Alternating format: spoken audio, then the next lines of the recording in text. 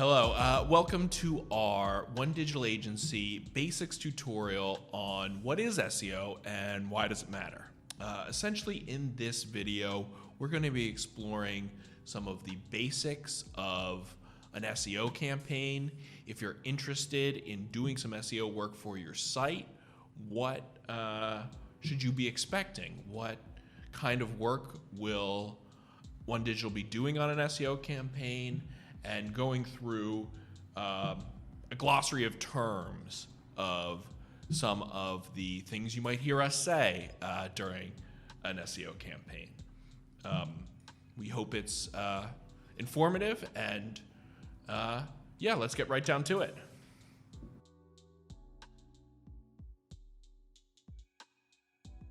So when we start an SEO campaign, the first thing that we need to do is choose the keywords for that campaign.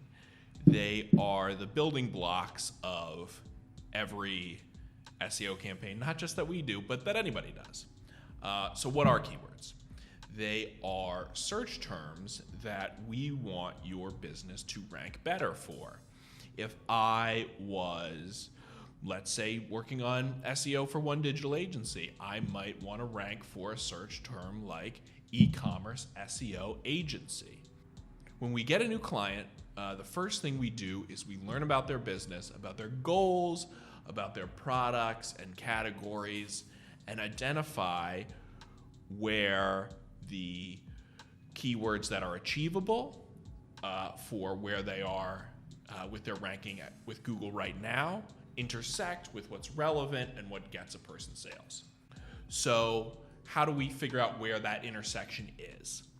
Well, we take a look at a lot of different metrics. There are a ton of different metrics you can judge a keyword on. One could be search volume. How many people in the US or in your local area or globally are searching this keyword each month? Another could be competition rating. A keyword which is very general, like t-shirts, is going to have a lot more competition than a keyword which is very specific, like red Bart Simpson t-shirts. What we want to do is we want to find the sweet spot where the volume is high, the competition is low, and the relevance to your business and what you want to rank for is there. And that's essentially the back and forth that keyword research is when we're talking to a client. Is we need to figure out what's going to be relevant to you, and then we'll bring to the table keywords that are good selections for you, things that you might be able to achieve without spending your time going after keywords you might never rank for. The good news is the more keywords you rank for, the easier it will be to rank for higher volume, higher competition, higher yield keywords in the future.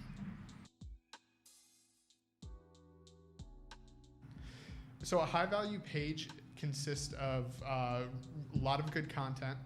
It already has some sort of rankings, and it's very focused on the product or the service that it's regarding.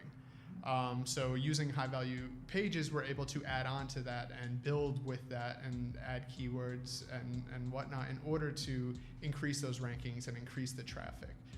But by focusing on high value pages that already have traffic, we're able to just double down on that. So there is a lot to do with on-page optimization. Obviously, the simple stuff as in page title, meta description. Meta keywords used to be a big thing. They're no longer a thing. Yeah.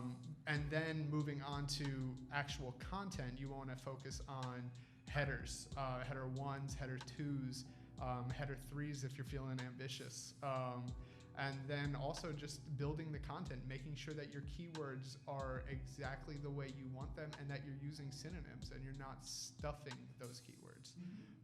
So using synonyms allows you to use different wording and be able to reach more people.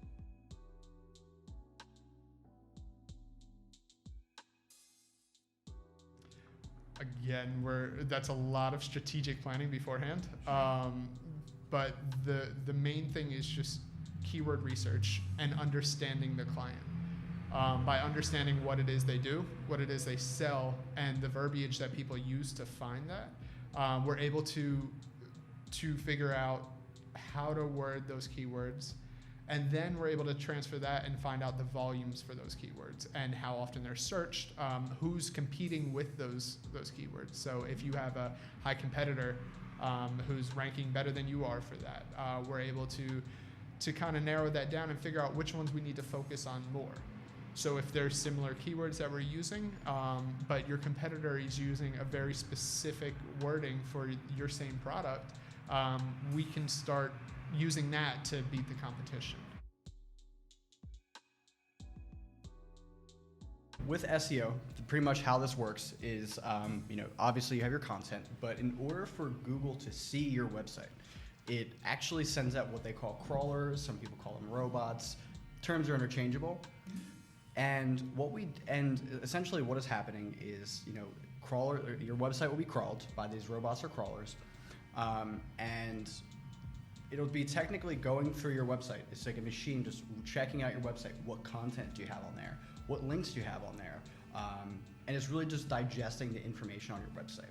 Now, sometimes there are things on your websites that can actually block crawlers, or they can actually slow the crawlers down, not being able to see your site fully. So, for example, there might be a file that we have called robots.txt, and this quite literally tells search engines what it should not follow.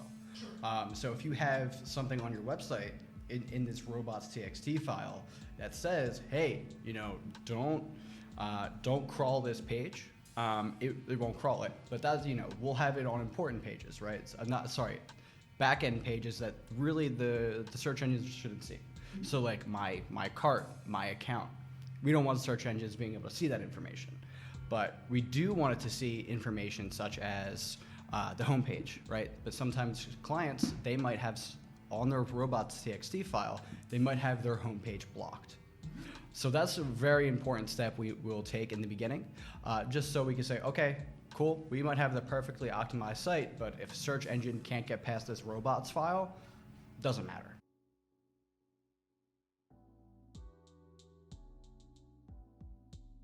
So Google pays to, they like sites that work. They like sites that are fast.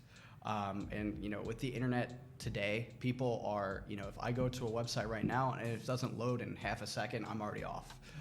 So something that, we stress to our clients, and, we want to make our sites as fast as we can. Now, sometimes we have a lot of information to show, sometimes we have a lot of images, and sometimes we're even actually limited by the platforms we're using and other plugins we have. So sometimes there's nothing we can do about that, but we want to make sure that our website is as fast as we possibly can. This also helps, one, the user, and two, typically when your site is faster, it's because you have smaller amounts of code and less things for the search engine robots to actually crawl through. So it's actually kind of plays off of itself. So if you're getting more users coming to your site because you're ranking well and they're not bouncing off because your site's loading fast, this is actually a really good thing for us because it's kind of doubling up on our SEO value there. Backlinking is going to be a really paramount part of the entire search engine optimization process. It's going to be vital because the actual process of gaining domain authority can be almost directly correlated to backlinking.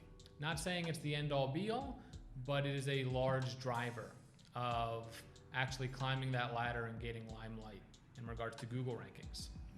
One of my favorite analogies I use for backlinking when I'm describing it is it's very much like getting a vote from somebody. If someone's running for political office, let's say, they need a bunch of supporters. They need votes in order to gain some recognition. Now, if I was to endorse, let's say, a candidate, that's not going to go too far. I'm just a regular guy. It doesn't have too much weight behind it. But if, let's say, a celebrity or a senator or an ex-president endorses this person, that has much more weight behind it. That endorsement goes much further and helps that person get a lot more recognition. The same analogy can be applied to backlinking. It used to be one of the most important ranking signals that Google has, and although it is very significant still, it's not the end-all be-all that it used to be. Today, a backlink from another high domain authority location helps you gain that recognition and gives you that much more leverage into allowing the entire SEO process to be more effective. So one domain authority backlink is like getting that endorsement from a celebrity or like a ex-president, something along those lines. So the more of those, the better. It's not necessarily about just getting a bunch of backlinks in general. It's not about quantity.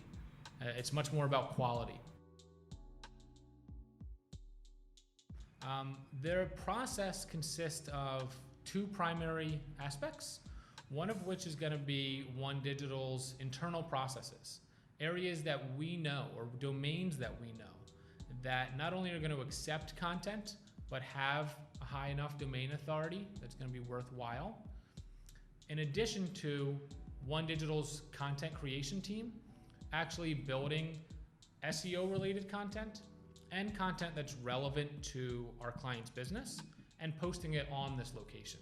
So it has to be a good mixture or a mix between these different things. A website that's going to accept content, a website that has the domain authority, has some relevance to what we're actually targeting, and that process can be a good summation of how we go about building domain authority type backlinks for clients. Sure. In e-commerce SEO, usually one of the most important types of pages is going to be a category page. Now that doesn't mean that every backlink is always directed to a category page. Obviously every campaign we work on varies in many different ways. If you have one category, for example, it's different than a client who has 500 categories. So we have to understand that every campaign is going to be different because every business is different. But the reason I mentioned category pages is because these pages tend to have a lot of importance in regards to an e-commerce SEO campaign. What I'm getting at is, over the course of, let's say, months or years, or even many, many years, pages on a website tend to come and go, especially product pages. If a client of ours starts selling different types of products or their product line changes over time, these product pages might come and go, while category pages tend to always remain intact.